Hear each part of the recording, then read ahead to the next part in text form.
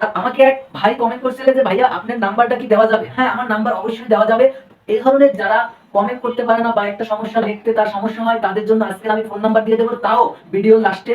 তো দেরি না করে মূল ভিডিওতে চলে যাচ্ছি। দেখো আমি হাত চেঞ্জ করে করে টেনে টেনে করতেছি, ও দুই হাত থেকে টেনে টেনে বের করতেছি। দেখো সেলাইগুলোর অবস্থা কি, একদম গুড়ি গুড়ি গুড়ি গুড়ি। তো বন্ধুরা আমি সবই ঠিক করে নেব। তো এখন আমি যে কাজটা করব, নতুন ফিডব্যাকটা এখন এই মেশিনে লাগাই নেব। তো লাগানো কতটা সহজ দেখো, মাত্র দুইটা স্ক্রু।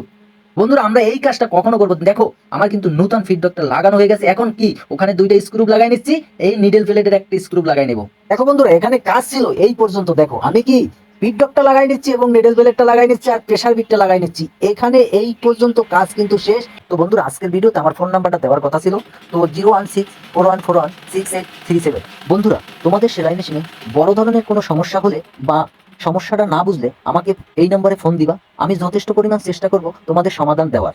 তো এখন দেখো সেলাইগুলোও কিন্তু অনেকটাই বড় হয়েছে।